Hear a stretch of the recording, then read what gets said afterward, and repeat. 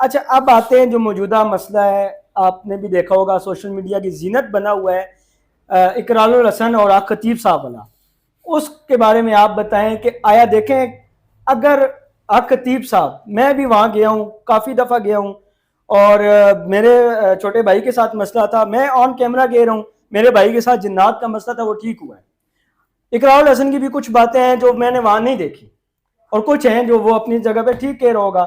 اب جو کرامات کی چیزیں، ہم تو اہل سنت کے سٹیج سے جو تلخ بات ہے تقریباً ہی کرامات ہی سنتے ہیں، فقہی مسائل یا باقی چیزیں بہت کم سٹیج سے بیان ہوتی ہیں، زیادہ تر جب سٹیج پہ کوئی بیٹھتا ہے کرامات بیان کر کے اولیاء کی، اور وہ جناب کو تھوڑے سے اپنے مسائل بتا کے چلے جاتے ہیں۔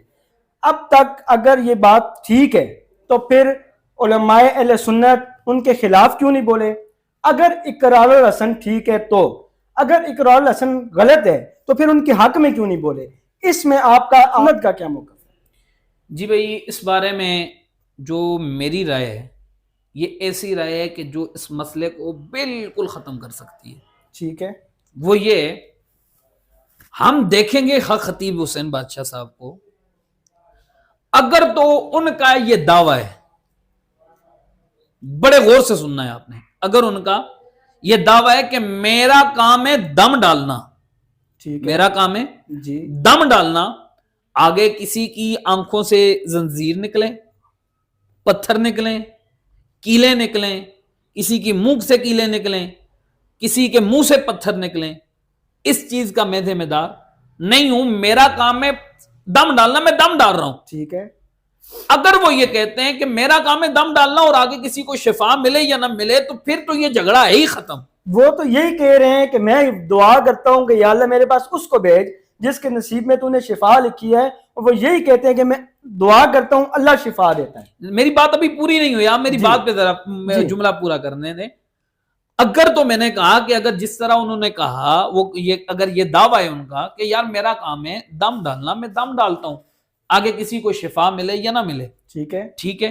اگر کسی کی کیلیں نکلتی ہیں، کسی کی آنکھ سے زنجیر نکلتی ہے، تو اس سے میرا تعلق نہیں ہے، میں اپنا کام کرتا ہوں، ٹھیک ہے، پھر تو جھگڑا ختم ہو جاتا ہے۔ ٹھیک ہے، اقرار الحسن صاحب کو چاہیے کہ وہ آپ اس چیز سے پیچھے ہٹ جائیں، کیونکہ ایک شخص کا دعویٰ ہی نہیں ہے، وہ ولایت کا دعویٰ ہی نہیں کر رہا، تو آپ اس کو کس چیز سے پکڑ رہے ہیں؟ لیکن وہ ولی ہونے کا دعویٰ تو کرتے ہیں، اس بات کی بھی ہم گواہی دیتے ہیں، پھر اگلی بات کیونکہ ہے، ان کی تقریر میں موجود ہے، وہ خود کہتے ہیں کہ میں مادری ولی ہوں اور آپ آئیں ہمارے در پہ، اس چیز کا تو وہ کہتے ہیں۔ اگلی بات میری مکمل ہونے دیں۔ بات دوسری یہ ہے، اگر حق خطیب حسین بادشاہ صاحب یہ کہتے ہیں کہ یہ جو کام میں کر رہا ہوں یہ میری کرامت ہے، ٹھیک ہے، یہ جملہ آپ نے بڑا غور سے سننا ہے، ٹھیک ہے، یہ جو میں کر رہا ہوں یہ میری کرامت ہے اور اس چیز پر میں قدرت رکھتا ہوں، میں اختیار رکھتا ہوں، ٹھیک ہے، تو پھر اس مسئلے کو حل کرنے کا سب سے بہترین طریقہ یہ ہے کہ اقرار الحسن صاحب بھی ایک ایسے شخص کو لائیں کہ جو واقعی بیمار ہو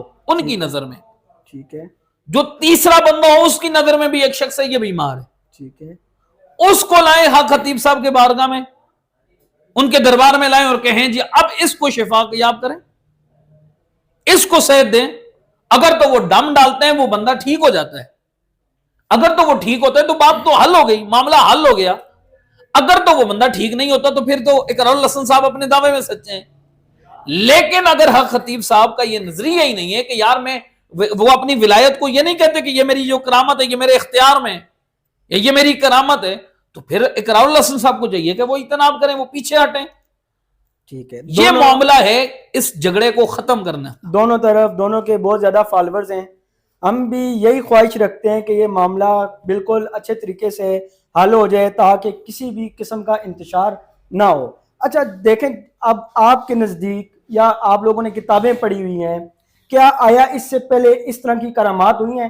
کیونکہ اہل سنت کے سٹیج سے، ہم اپنے سٹیجز سے کرامات تو بہت سنی ہے، سمجھ میں تو وہ بھی نہیں آتی، جیسا کہ آپ کو پتہ ہے وہ کافی چیزیں ہو رہی ہیں، بتاتے بھی ہیں، اپنے قریشی صاحب گئے بھی تھے اس کی ٹھکور کرنے انجینئر صاحب کی، تو وہ بتاتے ہیں، اور ہم نے آپ لوگوں سے بھی سنا ہے کہ جیسا کہ آپ لوگ کہتے ہیں کہ غوث اعظم صاحب ان کے ایک مرید تھے جنہوں نے لوٹے کا رخ قبلے طرف نہیں کیا تھا، اور انہوں نے اس جلال سے دیکھا کہ وہ وہاں سے وہ اس کی موت واقعہ ہوگی۔